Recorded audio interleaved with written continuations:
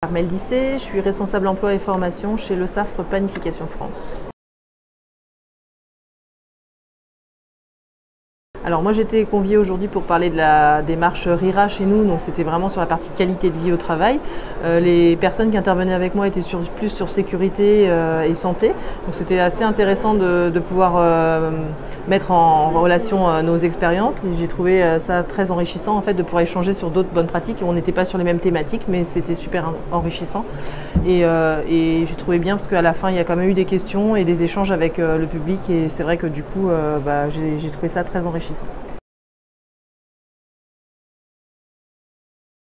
Sur la démarche RIRA, effectivement, aujourd'hui c'est une démarche de qualité de vie au travail.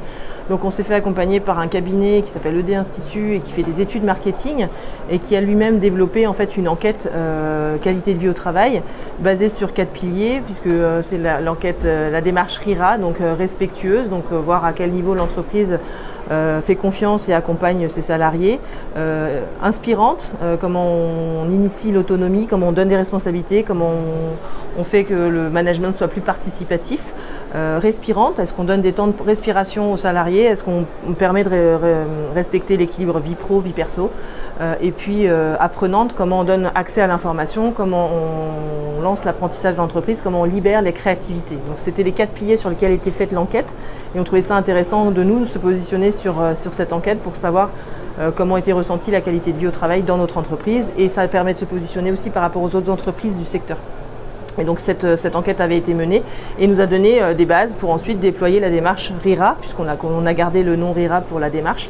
Et ensuite, ça a été d'exploiter tous ces résultats, les transmettre à l'ensemble du personnel et de pouvoir ensuite en sortir un plan d'action pour savoir comment on travaille sur la qualité de vie au travail. Donc je le répète souvent, mais on ne prétend pas tout résoudre comme problématique avec cette démarche RIRA. On souhaite juste déjà initier une démarche de qualité de vie au travail par les opérateurs, pour les opérateurs. Enfin, quand je dis opérateurs, c'est l'ensemble des salariés de l'entreprise, parce qu'en fait, c'est nous qui devons être acteurs de cette qualité de vie au travail.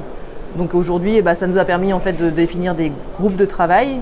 Chaque groupe de travail a sorti des priorités et ces priorités ont été incluses dans notre plan d'action. On a un comité de pilotage qui nous permet ensuite de suivre la mise en place de ces actions. Et aujourd'hui, on a une vingtaine d'actions qui avaient été validées par le comité de pilotage suite aux ateliers de travail. Sur ces vingtaines d'actions, on a une dizaine qui est clôturée, l'autre dizaine est en cours ou au moins initiée. L'objectif, c'est de les clôturer d'ici la fin de l'année. Après, une action, ça peut sous-entendre différentes sous-actions. Par exemple, ce que je disais lors de la conférence, sur les locaux et les salles de pause. Ça a été déjà discuté, qu'est-ce qu'on veut faire comme chose sur cette thématique-là. Aujourd'hui, on avait plutôt des locaux qui étaient destinés par endroit. L'idée, c'est peut-être de réfléchir à des locaux qui sont destinés à des utilisations. Donc, une salle de pause plus dédiée au repas, une plus à la pause, enfin une plus conviviale pour le café. Donc voilà, c'était déjà cette réflexion-là. Ensuite, réfléchir à l'aménagement, les travaux nécessaires. Est-ce que c'est faisable, pas faisable? Aller aussi parler aux gens pour savoir si ça répond aux besoins. Et donc toute cette démarche-là a été faite par le groupe de travail et aujourd'hui on est dans la phase de travaux et de réalisation. Donc pour donner un exemple, c'est une action, mais derrière ça découle de plusieurs activités faites par le groupe de travail.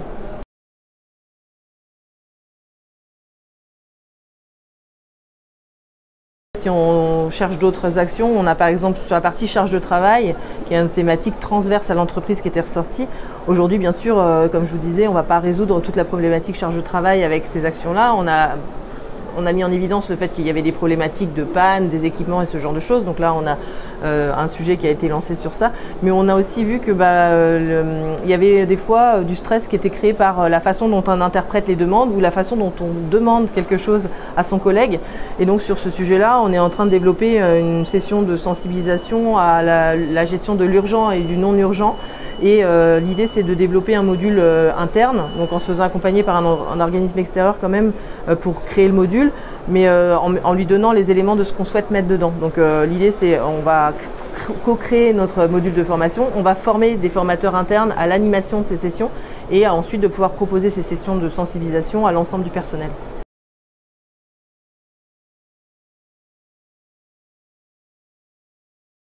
Déjà, savoir ce qui est attendu en fait. Déjà, on peut lancer plein de choses. On peut mettre un baby-foot, on peut lancer des salles de massage, ce genre de choses. Mais en fait, qu'est-ce que a besoin les gens? Qu'est-ce qu'ils ont besoin? Qu'est-ce qu'ils cherchent? C'est pour ça que nous, l'enquête, elle nous paraissait intéressante parce que du coup, c'est aller creuser sur qu'est-ce qui ressort.